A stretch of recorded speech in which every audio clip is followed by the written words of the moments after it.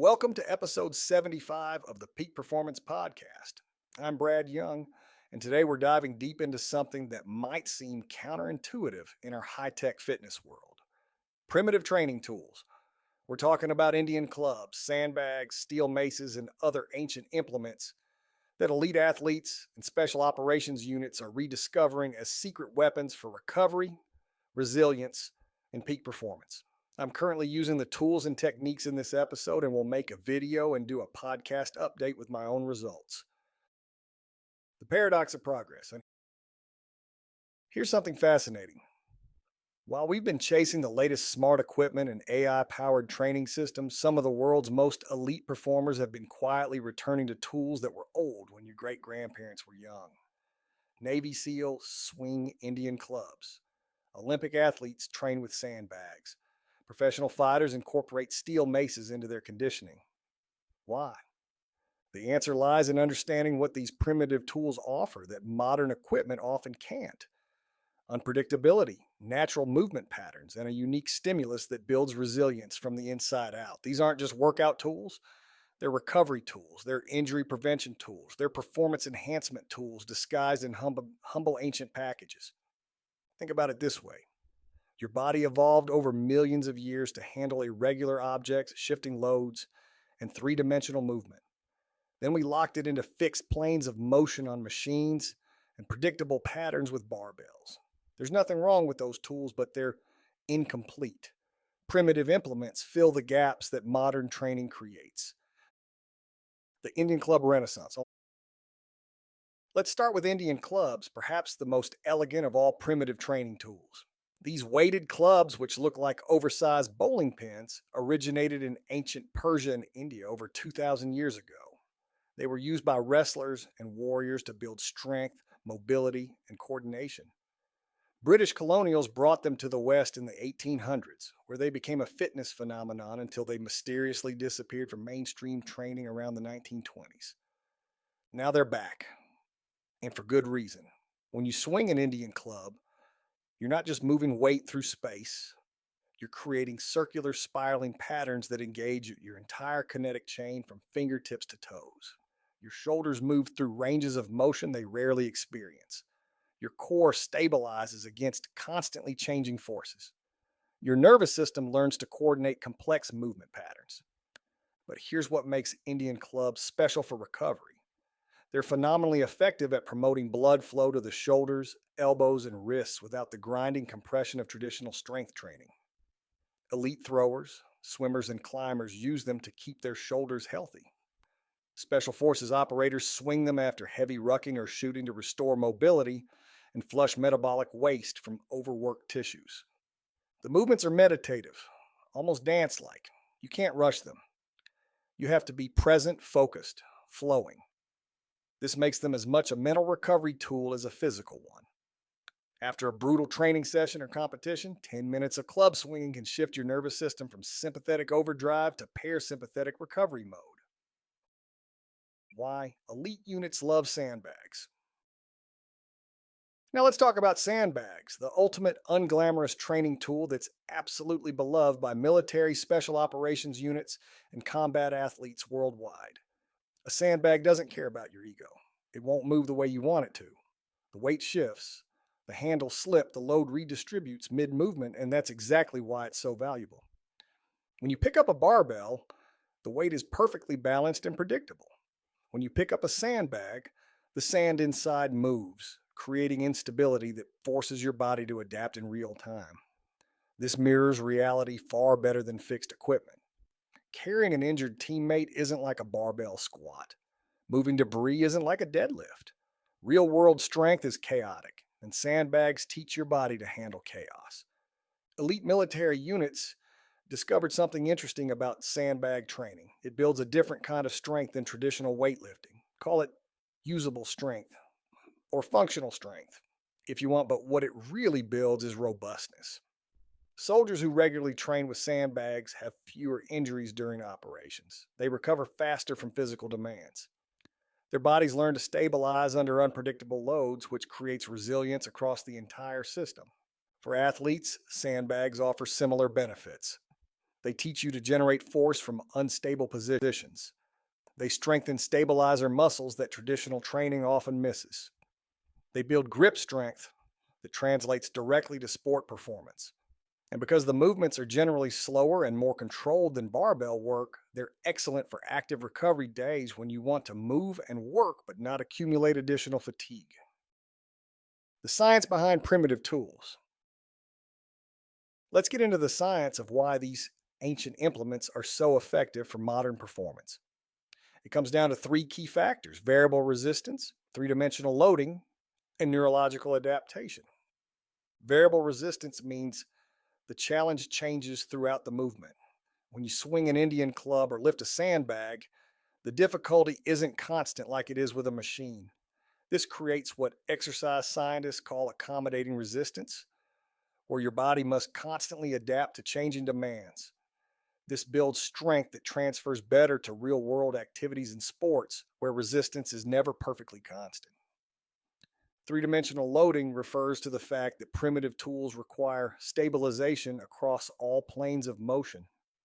Modern equipment often isolates movement to a single plane, forward and back, up and down, or side to side. But life and sport happen in three dimensions simultaneously. Your body needs to be strong and stable in rotational patterns, diagonal movements, and complex combinations. Primitive tools naturally train these patterns because they're inherently unstable. Neurological adaptation is perhaps the most important factor. Your nervous system learns by encountering novel stimuli and adapting to challenges.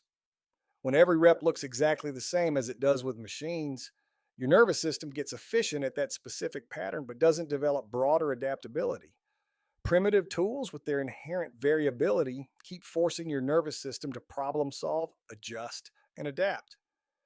This builds what we might call movement intelligence, the ability to coordinate effectively under changing conditions.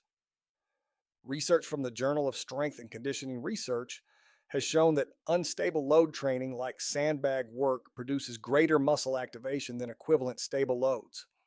Studies on rotational training with tools like clubs and maces show improved shoulder health and reduced injury rates in overhead athletes. The science is catching up to what practitioners have known for millennia. These tools work, and they work differently than modern equipment. Steel maces, the ancient warrior's tool.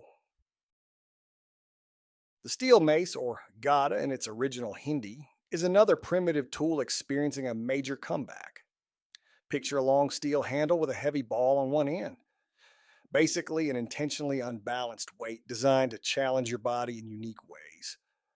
Persian wrestlers used these for centuries to build the crushing grip and shoulder strength needed for combat. What makes the steel mace special is the offset loading. Unlike a dumbbell, where the weight is centered, the mace forces you to control a lever arm. When you swing it overhead or rotate it around your body, you're fighting against significant rotational forces.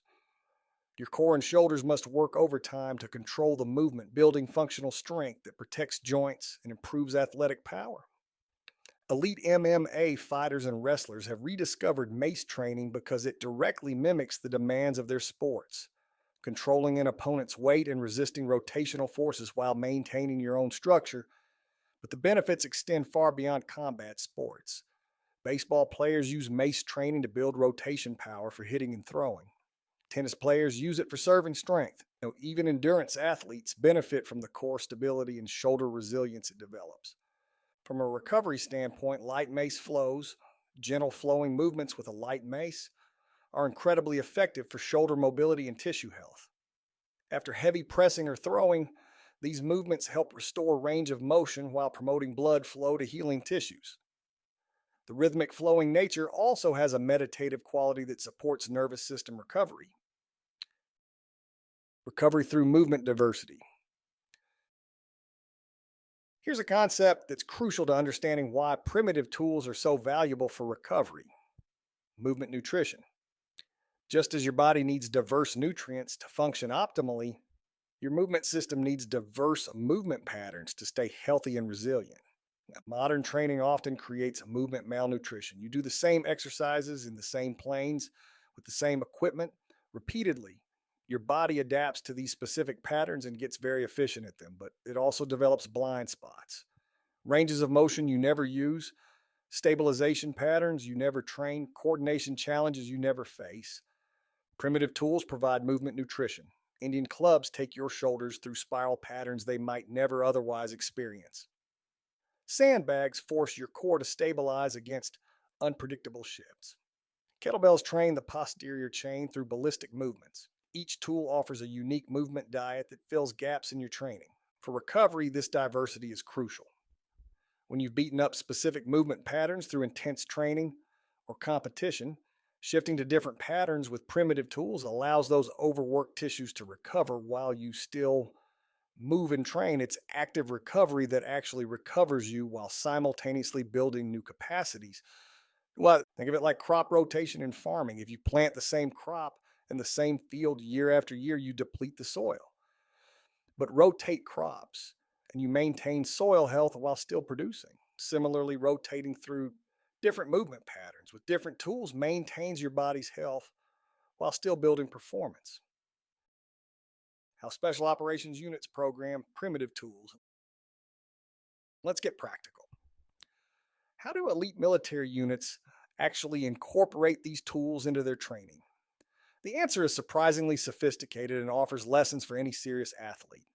Special operations units typically use primitive tools in three distinct ways. First, as movement preparation before heavy training or operations. Light club swings, mace flows, or sandbag carries serve as dynamic warm ups that prepare the entire system for intense work. This isn't just about raising heart rate, it's about priming movement patterns and awakening stabilizer systems that modern warm ups often miss. Second, as recovery modalities after intense work. After a brutal ruck march, heavy lifting session, or combat training, soldiers might spend 10 to 15 minutes with clubs or light maces, moving through gentle flowing patterns that promote recovery without adding fatigue. This active recovery approach has been shown to speed recovery better than complete rest while maintaining the mental discipline of continued training. Third, as primary strength and conditioning tools in certain training phases. Many special operations units incorporate dedicated primitive tool sessions where sandbags, clubs, and maces become the main training implements. These sessions build a different kind of fitness, raw, adaptable, and deeply functional. They also provide a mental break from the monotony of traditional training while still building serious physical capacity. The programming is typically simple but not easy. High repetition club swings for endurance and shoulder health. Heavy sandbag carries for posterior chain strength and mental toughness. Mace swings for power and rotational stability. The simplicity is intentional. These tools don't require complex programming to be effective. Show up, work hard with basic movements, and reap the benefits. Olympic athletes and ancient wisdom. It's not just military units. Olympic level athletes across various sports have discovered that primitive tools offer something modern training can't fully replicate. Let's look at how and why world class performers are going old school. Throwers, shot putters, discus throwers, javelin throwers were among the first Olympic athletes to rediscover Indian clubs and steel maces. Makes sense when you think about it. These athletes need tremendous rotational power, shoulder health, and the ability to transfer force through complex movement chains. Clubs and maces train exactly these qualities while being gentler on joints than constant heavy throwing. Olympic weightlifters have embraced sandbag training as a way to build clean strength. The ability to generate force while maintaining perfect position even when things get chaotic. A sandbag clean, where the weight shifts mid movement, teaches positional awareness and stabilization that transfers beautifully to Olympic lifts. It also provides variety that helps prevent overuse injuries from constant barbell work. Combat sport athletes at the Olympic level, wrestlers, judoka, boxers, use primitive tools extensively because these implements mirror the chaos of competition better than traditional equipment. You're never moving a perfectly balanced weight in combat sports. You're controlling a dynamic, resisting opponent. Sandbags and clubs prepare you for that reality. Even endurance athletes, who you might think would have little use for primitive strength tools, have found value. Distance runners use light club work to maintain shoulder mobility and offset the postural stress of thousands of miles. Cyclists use sandbags to build the core and hip strength needed for powerful climbing while avoiding the bulk that comes from traditional leg training. The tools are flexible enough to serve nearly any athletic goal when applied intelligently. The grip strength revolution. Let's talk about something that doesn't get enough attention in performance training: grip strength. Not just crushing grip, but the nuanced, adaptable grip strength that primitive tools uniquely develop. This might be the most underrated benefit of training with ancient implements. When you grab a barbell, the grip demand is constant and predictable. Your hands know exactly what to do, and the knurling helpfully locks your grip in place. When you grab a sandbag handle, a thick wooden club, or a steel mace, nothing is predictable. The weight might shift, the handle might rotate in your hand. You have to grip and regain and adjust constantly throughout the movement. This builds what we might call intelligent grip, the ability to modulate grip force in real time based on changing demands.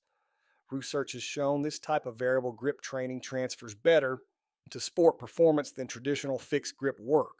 It also builds ridiculous levels of grip endurance because your hands never get to relax into a comfortable locked position. From a recovery standpoint, grip work with primitive tools promotes blood flow through the hands, wrists, and forearms in ways that traditional training doesn't.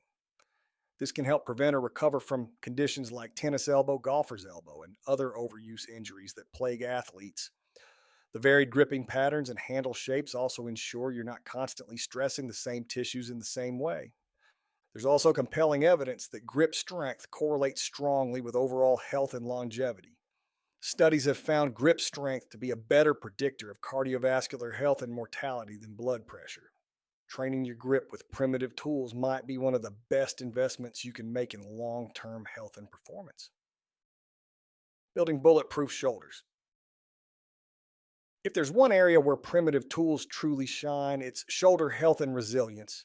The shoulder is the most mobile joint in the human body, capable of an extraordinary range of motion. That mobility comes at a cost: instability and injury risk. Modern training often makes this worse. Primitive tools can make it better. Indian clubs are perhaps the single best tool for shoulder health ever invented. The circular spiral movements take the shoulder through its full range of motion without compression. Unlike pressing or pulling, where the joint bears load under compression, club swinging creates centrifugal force that slightly decompresses the joint while building strength and stability across all ranges. Physical therapists and strength coaches working with overhead athletes, pitchers, swimmers, volleyball players, tennis players, have started using clubs as both prevention and rehabilitation tools. The gentle flowing movements restore ranges of motion that get locked down by repetitive sport movements. They strengthen the small stabilizer muscles that protect the shoulder joint. And they do it all while creating minimal fatigue, making them perfect for in-season maintenance work. Steel maces and light kettlebell work offer similar benefits through different movement patterns. Mace flows take the shoulder through frontal and transverse plane motions that rarely get trained. These movements build rotational strength and control that protects against injury when you're forced into awkward positions, something that happens constantly in both sport and life. The key insight is this: shoulder problems rarely come from weakness in the big prime movers. They come from inadequate stability and control across the full range of motion. Primitive tools train exactly this quality. They force your shoulder to be strong and stable everywhere, not just in a few specific positions. Mental resilience through physical challenge. Let's shift gears and talk about something less tangible but equally important: the mental benefits of primitive tool training. There's something about working with ancient, simple implements that builds psychological resilience in ways that modern training often doesn't. Part of it is the humbling nature of these tools. Well, you might be able to bench press 300 pounds, but a 35-pound sandbag can make you look foolish. The weight shifts, your grip fails, you stumble.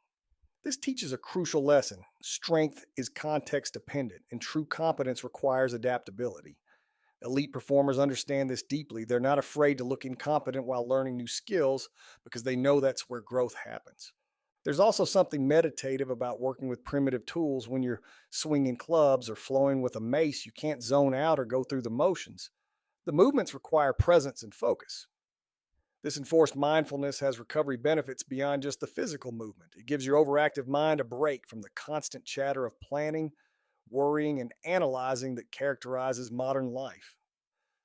Special operations soldiers often talk about the mental toughness that comes from sandbag training specifically. There's no glory in it. Nobody's watching your sandbag carry personal records. It's just you, an awkward wait, and the decision to keep moving or quit. This builds the quiet toughness that matters in hard times, the ability to keep going when things are uncomfortable and unrewarding. For athletes, this translates directly to competition. Sports are chaos. Things go wrong. The plan fails. Your body doesn't cooperate. Training with unpredictable, primitive tools prepares you mentally to handle these moments. You've practiced adapting, adjusting, and performing when conditions aren't perfect. That's a skill you can't build on predictable machines. Programming primitive tools for peak performance. Now let's get into the practical details of how to actually program these tools into your training. This is where theory meets reality and where smart implementation makes all the difference between benefit and wasted effort. The first principle is to start lighter than you think you need to. Your ego will want to grab the heavy sandbag or the thick steel mace. Resist. These tools challenge your body in novel ways, and novel challenges require conservative loading. A 20-pound sandbag feels entirely different than a 20-pound dumbbell. Respect the learning curve. For Indian clubs, most athletes should start with 1 to 2 pound clubs and focus on learning the basic patterns: mills, circles, swings, and spirals. Spend several weeks just grooving these movements before adding weight. The goal initially isn't strength development, it's movement mastery and shoulder education. Once the patterns are solid, you can progress to heavier clubs, but many athletes find that even 5-pound clubs provide substantial training stimulus when moved properly. Sandbag training works well in two contexts: as a primary strength tool on dedicated training days, or as a supplementary tool for carries, loaded movements, and odd object training. If using sandbags as primary strength work, treat them like barbell training in terms of volume and intensity. Work up to heavy sets, rest adequately, and track progress. If using them supplementarily, lighter weights for higher reps or longer duration carries work beautifully as conditioning or active recovery. Steel maces require respect for the leverage involved. A 15-pound mace can feel like 50 pounds when held at arm's length. Start with basic movements like 3-6-0s and 10-2s, focusing on control and full range of motion. As with clubs, lighter is better initially. The mace will humble you quickly if you start too heavy. A smart weekly structure might include 2 days of traditional strength training with barbells or machines, 1 day of dedicated primitive tool work, and using clubs or light mace flows as warm-ups before training and cool downs after. This provides enough stimulus to build new capacities without overwhelming your recovery resources. Common mistakes and how to avoid them. Let's talk about what not to do. Primitive tool training is simple, but simple doesn't mean easy, and there are common pitfalls that limit effectiveness or increase injury risk. Learn from others' mistakes instead of making them yourself. Mistake number 1 is using primitive tools exactly like modern tools. These implements work differently, and trying to force them into conventional training paradigms misses the point.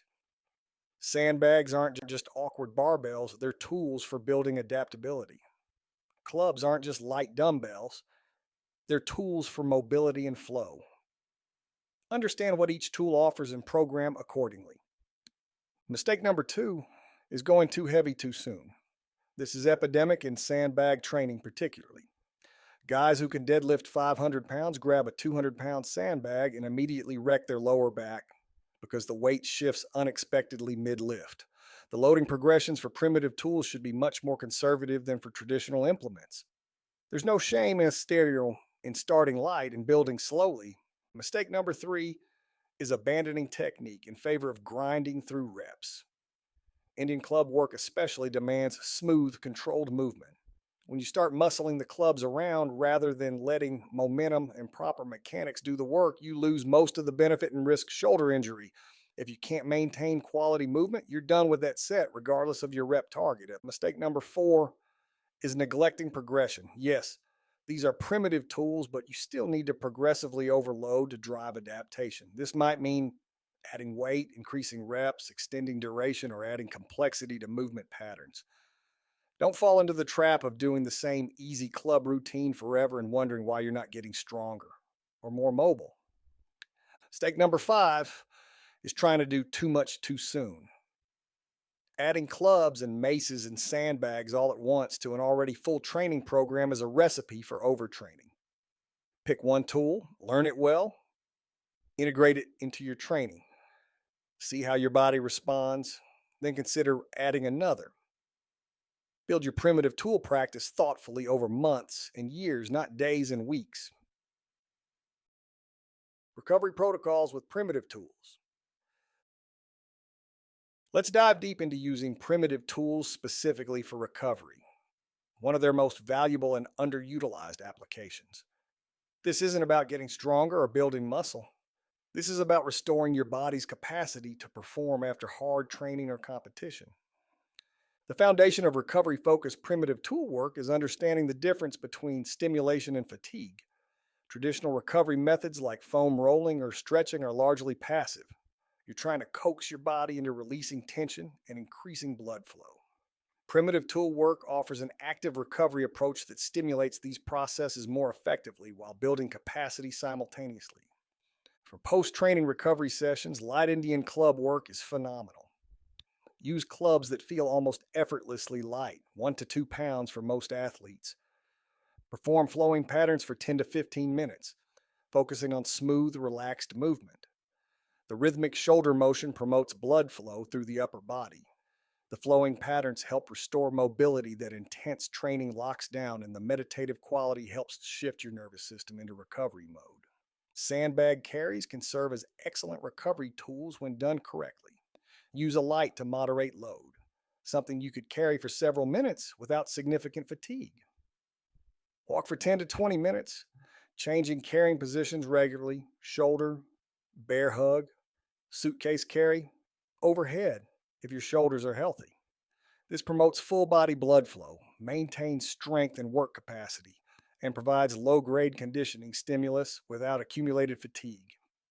Steel mace flows with a light mace work similarly to clubs for upper body recovery.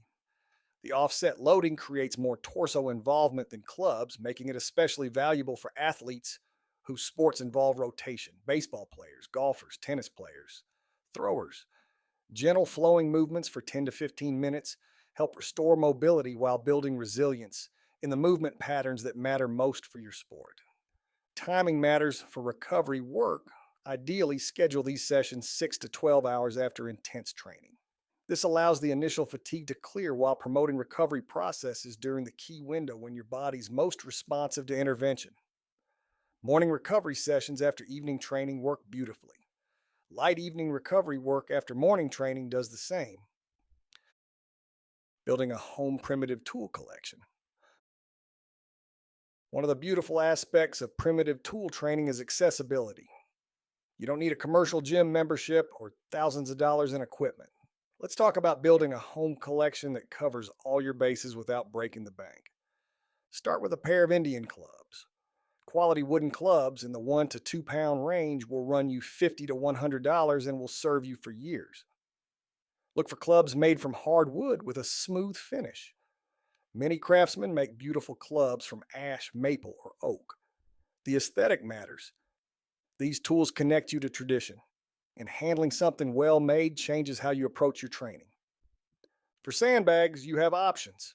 Commercial sandbags with multiple internal bags and handles run $100 to $200 and offer convenience and durability. But you can also make your own for under $30. Get a heavy duty duffel bag, fill contractor bags with sand available at any hardware store. Seal them well, and you're in business. The homemade approach requires more maintenance but costs a fraction of commercial options. Steel maces range from $50 for a light 10-pound mace to $200 plus for heavier competition maces. Most athletes will get tremendous value from a single 10 to 15 pound mace to start. As with clubs, quality matters. A well made mace with proper balance and a comfortable handle makes the training experience significantly better than a cheap, poorly balanced version. Beyond these core tools, consider adding a few accessories over time. A thick handled club or mace challenges your grip differently.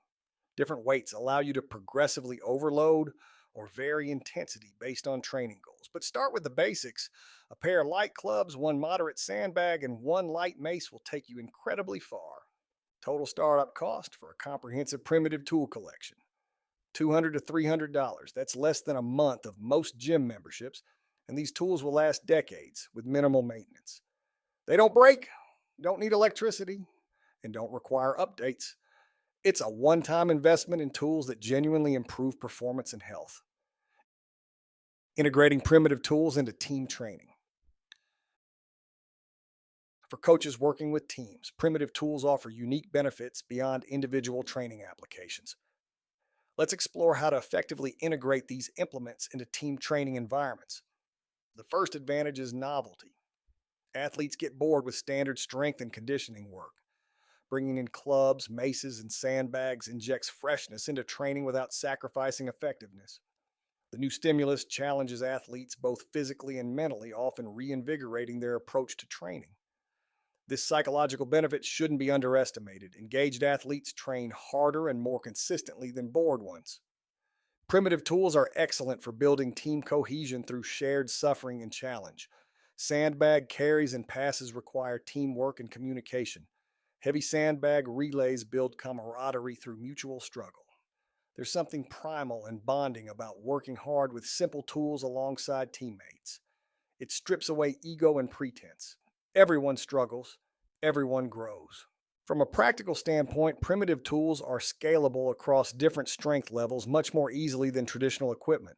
A strong athlete and a weaker athlete can use the same sandbag and both get appropriate challenge based on how they're moving it. With barbells, you need multiple stations with different loads. With sandbags, you just change the movement or duration. Primitive tools also work well in circuit or station based training that many team coaches prefer. Set up stations, club swings, sandbag carries, mace 360s, kettlebell swings, body weight movements. Athletes rotate through, getting comprehensive training in a time efficient format. The tools don't require detailed instruction. Demonstrate once, coach, as athletes work, and most people pick them up quickly. For in season training, when you want to maintain strength and conditioning without accumulating fatigue, primitive tools are invaluable. Light club work keeps shoulders healthy and mobile. Moderate sandbag carries maintained strength and work capacity. The variability prevents overuse injuries that can develop from repetitive traditional training during the long competitive seasons. Advanced techniques and progressions. Once you've mastered the basics of primitive tool training, there's a world of advanced techniques and progressions to explore. These aren't just about showing off, like they represent genuine performance enhancement for serious athletes. For Indian clubs, advanced work involves complex flowing combinations of movements. Double mills, where you're swinging both clubs in opposite circular patterns, require tremendous coordination and shoulder control. Adding lunges or squats underneath club swings forces your entire body to stabilize while your arms are moving through complex patterns. These combinations build a level of body control that transfers beautifully to sport. Advanced sandbag training includes explosive movements, sandbag cleans, sandbag snatches, rotational throws. These movements build power while forcing you to control an unpredictable load during high velocity actions. The neurological demand is enormous, and the transfer to sports that require explosive strength under chaotic conditions, wrestling, football, or rugby, is significant. Steel mace training advances by increasing leverage and complexity. Lengthening the mace increases the challenge exponentially. Adding movement underneath mace swings, lunges, step ups, rotational patterns transforms a shoulder exercise into a full body coordination challenge. Advanced practitioners can flow seamlessly between different mace movements, creating combinations that look like martial arts forms. One particularly valuable advanced technique is flow training, moving seamlessly between different tools and movements without rest. For example, club swings flowing into mace 360 seconds. flowing into sandbag carries flowing back into clubs. These flows can last 15 to 30 minutes and provide incredible conditioning while building movement intelligence. They're mentally demanding because you must constantly adapt and transition, which builds the cognitive resilience that matters in competition. The key to advancing safely is patience. Spend months mastering fundamentals before attempting advanced techniques. Build work capacity gradually. Respect that these tools demand more from your nervous system than traditional training, and recovery needs must be honored even more carefully as complexity increases. The future of performance training. As we near the end of this episode, let's think bigger picture. What does the renaissance of primitive tools tell us about the future of performance training? I believe we're witnessing a crucial course correction in how we think about human performance. For decades, the fitness industry has chased technological solutions, fancier machines, smarter apps, more precise measurements. None of that is inherently bad, but we've lost something important along the way. We've lost touch with the fundamental truth that the human body evolved to move naturally, handle unpredictable challenges, and adapt to novel stimuli. Modern training often ignores these realities in favor of isolated, controlled movements. The return to primitive tools represents a rebalancing. We're keeping the benefits of modern training, structured programming, progressive overload, evidence based methods, while reclaiming the wisdom embedded in ancient practices. The best performers understand this isn't either or. You don't abandon barbells for sandbags or replace machines with clubs. You integrate the old and new, leveraging the strengths of each approach. I predict we'll see continued growth in hybrid training approaches that combine modern strength training with primitive tools, mobility work, and natural movement practices. The athletes and units that thrive will be those that can draw from the full spectrum of training methods, rather than being dogmatically attached to any single approach. We'll also likely see more research validating what practitioners already know, that training with variable, unpredictable loads builds more resilient, adaptable athletes. That mobility training through loaded movement patterns is more effective than static stretching. That simple tools used with intention often outperform complex equipment used mindlessly. The future of performance training isn't about having the newest, most expensive equipment. It's about intelligent application of tools, old and new, in service of building robust, capable, resilient human beings. Primitive tools will play an increasingly important role in that future because they offer something modern training often can't: a direct connection to fundamental movement patterns that have made humans successful for millions of years. Your action plan. Getting started this week. Let's bring this home with practical action steps you can implement immediately. Knowledge without application is just entertainment. Here's how to actually start using primitive tools to enhance your performance and recovery. This week, commit to trying one primitive tool. Just one. Don't overwhelm yourself trying to implement everything at once. If shoulder health and mobility are concerns, start with Indian clubs. If you want to build raw strength and toughness, start with sandbags. If you're interested in rotational power and core stability, start with a steel mace. Order your chosen tool today. Don't wait. The investment is modest, and having the tool in your hands transforms intention into action. While you're waiting for it to arrive, watch instructional videos, read articles, educate yourself on proper technique. Knowledge combined with tools equals results. When your tool arrives, spend the first week just exploring movement. Don't worry about sets and reps or structured programming. Swing the clubs, carry the sandbag, flow with the mace. Get comfortable with how these implements feel and move.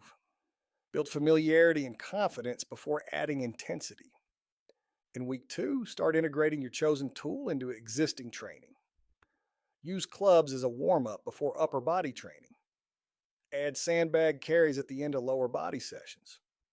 Incorporate light mace work into active recovery days. Keep volume low. 10 to 15 minutes per session is plenty to start. After a month of consistent practice, assess the impact. How do you feel? Are your joints healthier? Is your movement more fluid? Do you feel more resilient? Based on your experience, decide whether to deepen your practice with your first tool or add a second primitive implement to your training. And remember, this isn't about perfection, it's about progress. Elite performers didn't master these tools overnight. They committed to consistent practice over months and years. You're starting a journey that ancient warriors and modern special operators have all walked. Welcome to the path. Your body and performance will thank you. That wraps up episode 75 of the Peak Performance Podcast. Until next time, train hard, recover smart, and remember, sometimes the oldest tools are exactly what we need to reach our highest potential. I'm Brad Young, and I'll see you next week.